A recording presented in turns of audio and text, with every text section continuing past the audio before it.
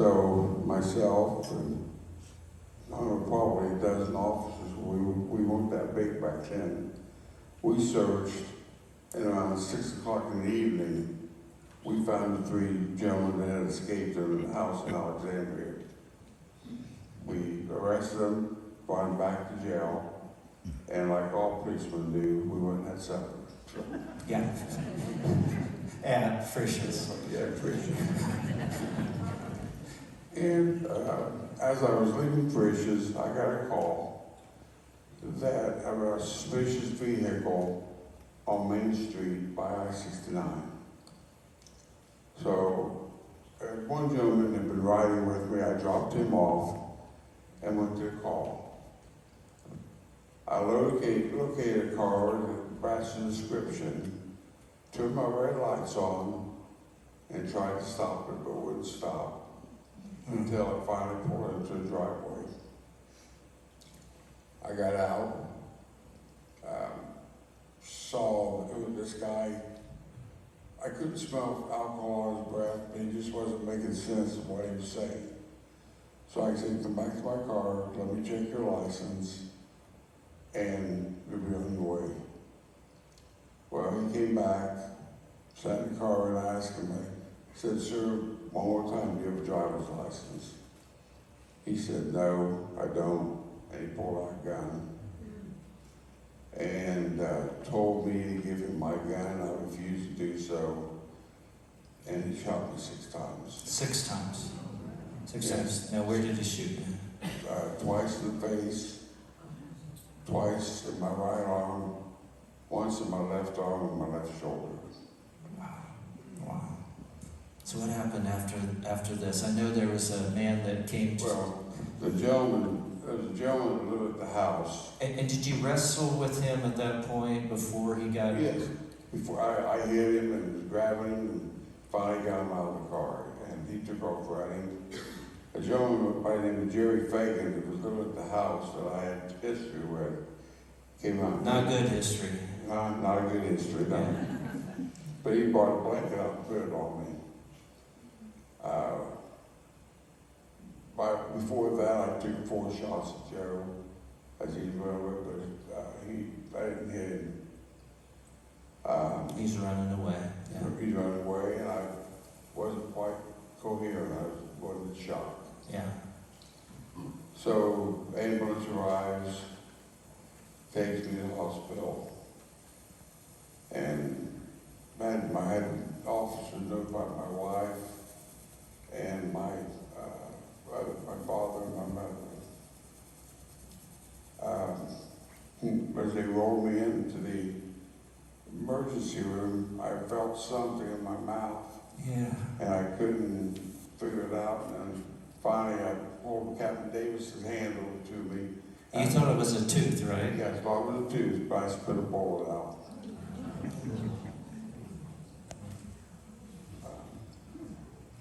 Pastor David, may I say something, please? Huh? May I say something real quick? Yes. At the time, I was Anderson police officer, the first one to see. Say that again, Steve. At the time, I was Anderson police officer, the first one to see was Sam got shot. I was the first one there. You were the first one there. No. Okay. Not very well, very well. I was there. First officer on the scene. Wow. He shot up, All right. scared me to death. Yeah. My first early department, working 3rd shift. I was the first officer there. Wow. Wow. Wow. I should have had 2 seats there. Yeah. Keep going, then. So anyway, I was in the hospital. What time of year was this, by the way? November. November. It was almost 4 days before Thanksgiving. And I hadn't been eating very well because my mouth was sore. But Dr. McCurdy came in and says, would you like turkey today? So wait, back up. So Lori got there, Yes. right? And your parents, your Yes. dad's a police officer as well. And what did your dad say to you? My dad says to me as he walks in, he says, you had to outdo me, didn't you? You had to outdo me, didn't you? get real close there. So anyway, one thing I've got to say, that when I was shot and I called for help, you can never bargain with God, but we had a conversation. And the one thing that I did not want to happen, Lori grew up her whole life with a father who was crippled from the polio epidemic. I did not want to do that to her. I wanted to be of clear mind, as physical body I could have, because I did not want to do that to her, because she helped take care of her father growing up. But when I was in the hospital, Lori came in. I said, Lori, I just spit a bullet out like Superman. Is that right? Yep. But all I'm trying to say is what happened on November 19th, 1978, God took care of me. He surrounded me. He still had a lot for me to do yet.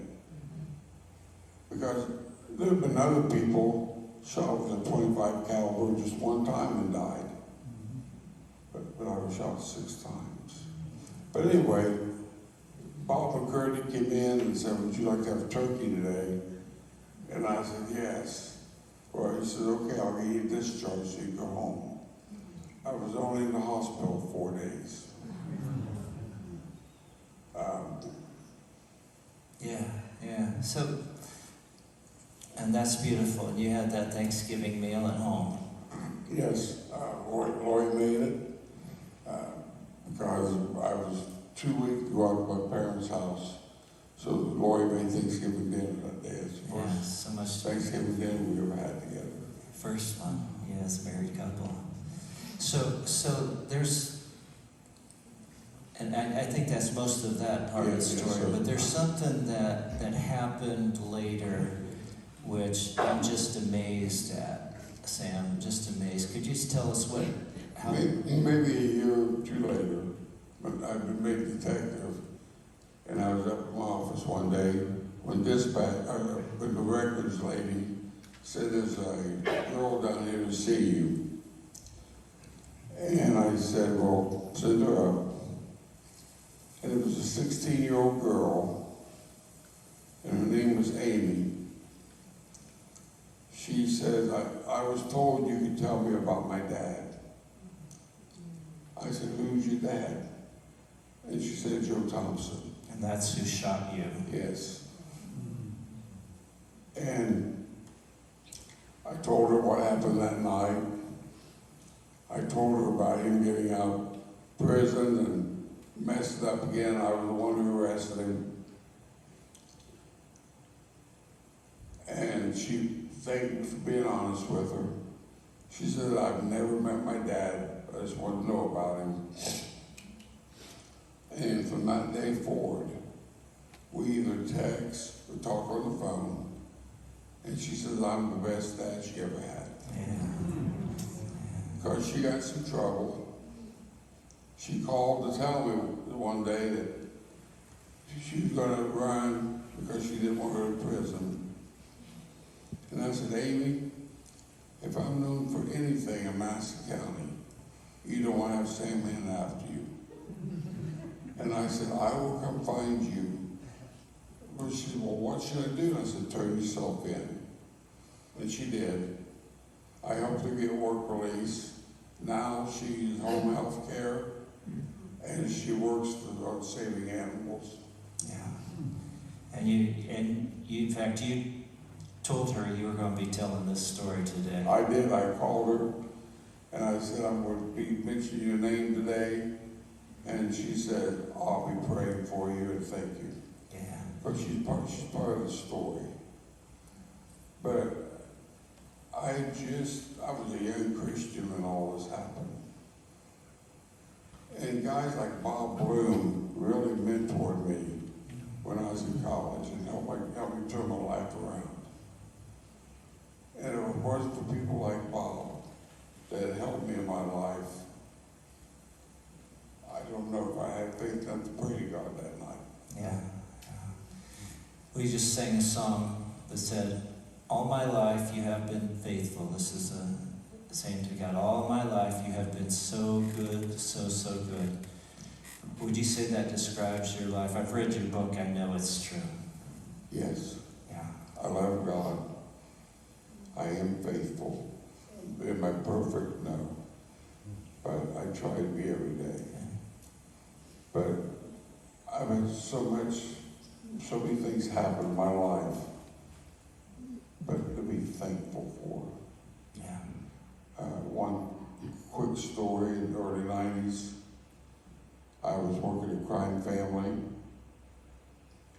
and we arrested 3 of them. They got out, and I got a phone call one day from dispatch, and she said, "There's a guy on the phone that wants to talk to the guy who got shot in the face."